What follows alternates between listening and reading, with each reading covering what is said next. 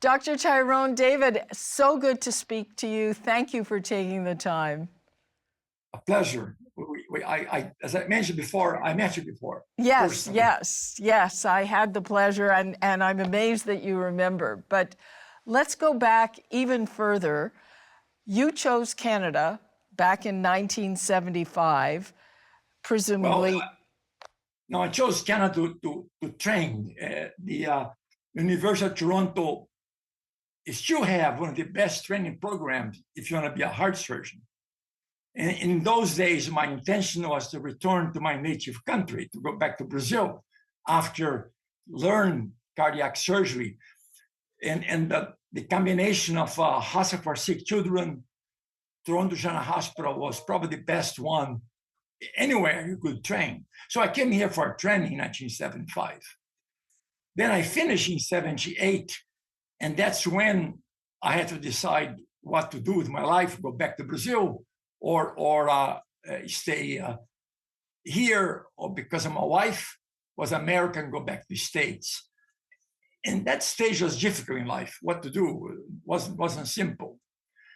But I thought Canada had the best healthcare system from the doctor viewpoint, and to the patients too. Well, and it's interesting because at about that point in time, a lot of doctors were going the other way. Canadian doctors were deciding to go and immigrate to the U.S. Well, because of income, but money never drove me. Of course, I like money. I wanted money, but money was never what turned me on. Science, innovation, research turned me on. And having done all my surgical training, my general surgical training in the United States, it was interesting because it was mostly in New York City or in Cleveland, Ohio. In Cleveland, I was in a private hospital where everybody had insurance. So I saw only part of the population that formed the United States. For a more mundane experience, they sent us to a hospital called the Charity Hospital in downtown Cleveland, where most patients were taken care of by the church, by the nuns. It was a Catholic hospital. This paradox of care that we deliver to the, maybe it's an appropriate word, uninsured patients, it's more appropriate as opposed to indigent.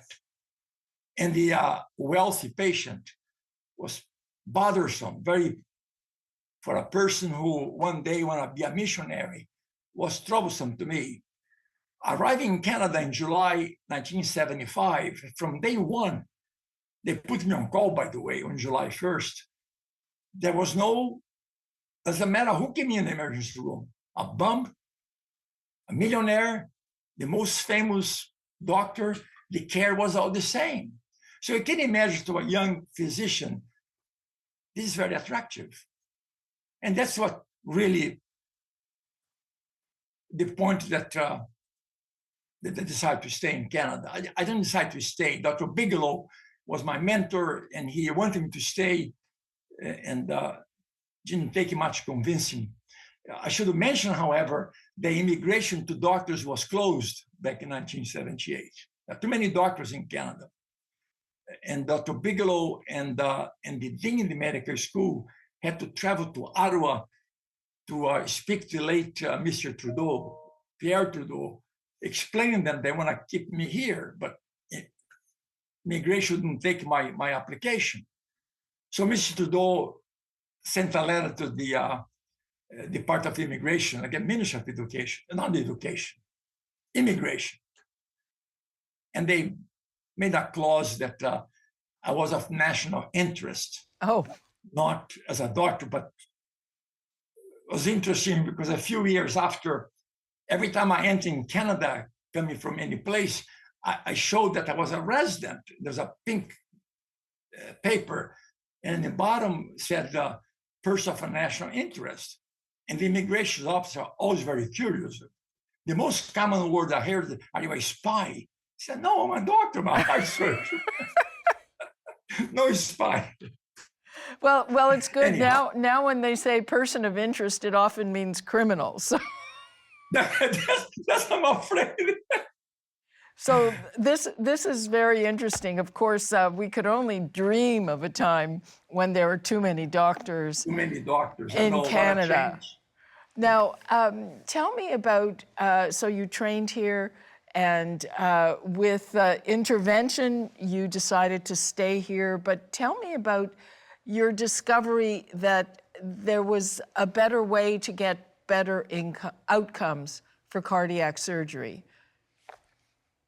Again, we, as a young professional, you were very dependent on your mentors that guide you to do one thing or the other. And Dr. Piccolo was, besides being a great physician, he was a very compassionate man. He sincerely cared about the patients, and he put in as part of my education, he taught me that it's not what you do in the operating room only. It's what happened to the patients the day after, a year later, their lifetime. Is your intervention a short-term intervention or something for a lifetime? And back in 1978, there were no database. I had to learn a computer language, believe or not, to create a database to enter my patients and be able to monitor them sequentially over the years. So that's something was very unique of that I developed. I have today the longest database on patients' outcome of heart surgery. To be quite honest, is now 45-year-old and some patients still alive, particularly the younger ones. Of course, the average age of a heart patient is 65. So those are gone, but the 20, 30, 40-year-olds are still alive. So we can monitor and see what was done back in 1978, 79, how it works over the decades. That's a unique information that we have. And we are publishing this. I know. I've actually, another story, I have a medical panel on Wednesdays, and we were talking about your database. But so what were outcomes like back then, and when did you start to see that you could do better? Well, self-examination is very important. You do all the time on what you do. And of course, your case, not unlike mine, we live in a culture, yours media, mine is medicine. And then the gatekeepers of that culture is the one that judge what you're doing, if it's correct or incorrect. Medicine is no different. If I come up with something that is original, well, original for you only, or for your culture, for your, in this case, cardiac surgeons. So my colleagues are the one that judge what I have done, if it is original, if it is better than what we had before or not. So by publishing, by presenting globally, that's how we get the feedback. And that's how we spread knowledge. But exactly, when did you have the idea to make these innovations? How did that twig? Funny, that's the most common question I hear when I present to doctors. They say, oh, how can you come up with so many ideas? And I told them, if you read on human creativity, there are two groups of psychologists that describe creativity. One is somebody is just a genius. They are born with Einstein, Leonardo da Vinci, but there are very few Leonardo da Vinci's and Einstein in the history of mankind. Most of them are like you and me. In other words, ordinary people who try to learn about the subject as much as possible. And then you experiment with it. In other words, it's more of an evolution than revolution. Every time you do, you say, what can I do better to become better than the previous one? And all my creativity, all my inventions were always stepwise.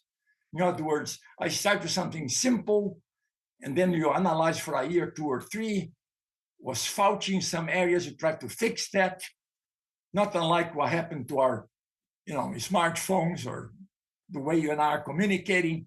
This is all stepwise progressive knowledge. What is more important, of course, you have to know just about everything there is on a subject to be able to change it, to be able to change for better. But the gatekeepers are the ones that judge if the change you're implementing are real or nonsense. So that makes sense that it was kind of incremental, but Oh, absolutely. is Yes. there anything that struck you as, if I do something like this, it will result in a better result? It's not try and error, but it is, again, a sound knowledge of everything has been done about the problem. So, everything has been tried, and you have to believe what others have done, and then try to implement changes and continue observing the changes that we implemented to see if they are bad or not. To be quite honest, I modify or created tens of operations. We don't publish on those because they fail. They don't do very well. So you stop, and you can never experiment on a human being something that is established. We have to take one that they are dying. There's no alternative but death. I'm sorry the analogy, but terminal cancer. Well, exactly. You're not going to die. No, you live through several. You're going to die in a year or 6 months. Well, I have a new chemotherapy. Hasn't been tested in animals. It was fantastic. In humans, has not been tested yet. Well, the patient sign, agree, you try. Surgeons are different.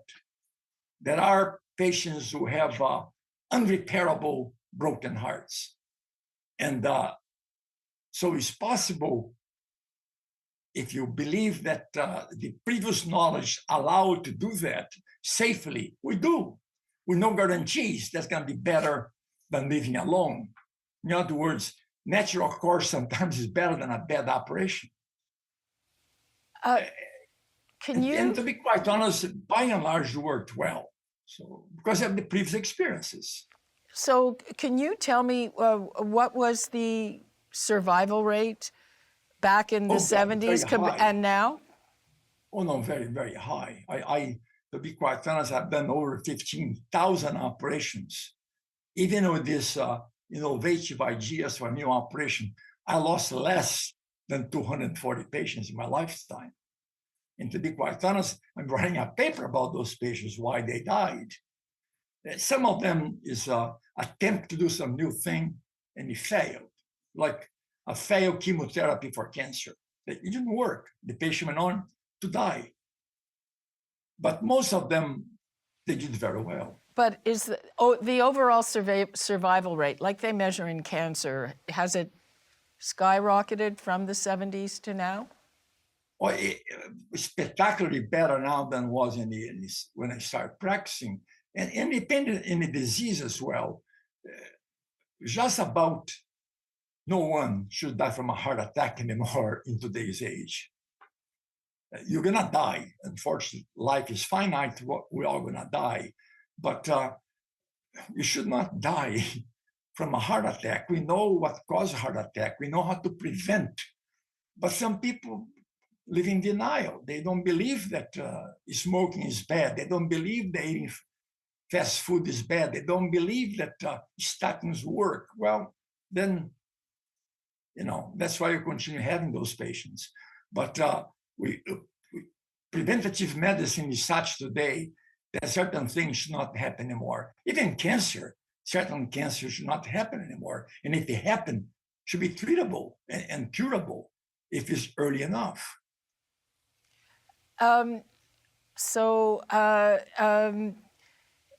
In terms of the overall, the picture is a lot better for patients today. Oh, absolutely, yes. And then, of course, all this is you're never alone. You cannot come up with everything I have done in my life alone. You depend on infrastructure. And right from the get-go, when I decided to stay here, the University of Toronto, the Toronto General Hospital, the Pyramid Cardiac Center, they all were the rocks that support me in doing what I do. So we and talked. continue doing so. We talked a bit about survival, but what about quality of life? So I think we've also seen that where people, they aren't invalids after this type of surgery. I think hospitals treat sick patients, but one of the most beautiful statements I ever seen about the hospital was in Puglia, in Italy. There was not 100 years, about 80 years ago or so, 90 years ago, there was a priest called the Padre Pio, who created a hospital in the mountains of Puglia to help patients. He himself had tuberculosis and could not live in urban areas. So he went on a remote area and built this hospital to take care of patients. As you walk in his hospital, which still is erect today, in Italian, the translation comes something like this: this house was created to alleviate human suffering. And that's what we should do. So quality of life, it comes to suffering. You have to, if a patient is dying of shortness of breath, they cannot get enough air. If you can do anything to alleviate the suffering, that's what medicine is all about. Then, of course, with science, with new development, we can do more than that. We can alleviate suffering, but we can also expand our lifespan. So I don't believe that we save too many lives, to be quite honest. Unless you come and die in a hospital, which in cardiac surgery happens from time to time, most patients we operate on to alleviate suffering and to enhance their lifespan. And I think by and large, we accomplish that. Again, we were talking about you on my medical panel today, and including one doctor who says he knows you, Dr. Malcolm Moore. Yes, of course. So what they were saying about you is that it is rare to find someone who is good in the physical part, the physical for surgery, but also to have the kind of research mind to innovate. But I think that's innate. Saturday night, I received an award and I had to give up, I guess, 3 minutes of speech. And I said that. I said I was a lucky man because, for two reasons, I consider myself lucky. Lucky because God gave me a gift, such as manual dexterity and scientific curiosity. I think that's innate. My mother couldn't put up with me much longer because she said, stop asking me why. I'm tired to answer why. So I went to my teachers, why? I want to know why. And I think that's innate. Some kids are more curious than others. And I was a nerd. I like science. I like to know the whys. And this, had been shown throughout my life. And the second is to stay in Canada. I don't know if I could have done what I did if I lived in the States or in Brazil. I think that's a wonderful country. Was a wonderful healthcare. It's failing, but it's still pretty good, though. And finally, you are still practicing at the age of 81. So what is that like? 81 November. But I count the age. I count the age a year ahead because when you're born, you're living the first year of your life. So I'm living now my 81st year of my life. So what's it like to be working then? And do you have advice for people who want to keep working as long as they can? Well, as long as you can do mentally, I think the Hippocrates oath, do no harm. If you don't know how to change for better, don't harm the patient. As long as you're not harming patients and your patients are doing well, why to stop unless you don't like it? I don't like anything else as much as cardiac surgery. When I was young, perhaps sex was important as well, but once you become old, cardiac surgery is likely the most important, most gratifying things that I do. And from time to time, you suffer, of course. Last night, I was up all night worrying. Not the patient as well, but was worrying about potential complications of a disease, not what I did, but the patient's underlying disease. But that's part of life. Dr. David, great pleasure talking to you. Thank you so much. Thank you so much. I admire you. My radio station show your what 30 minutes or 1 minute, and from time to time I check on you. I go to the reference, make sure you're the right thing. But I think it's a very useful thing you do, telling people what you have read in medical journals and tell the public in lay terms so they can understand. You do a very good job on that. Okay, thank you so much. I appreciate that. Bye-bye. Bye now. Nice to talk to you. Nice to talk to you.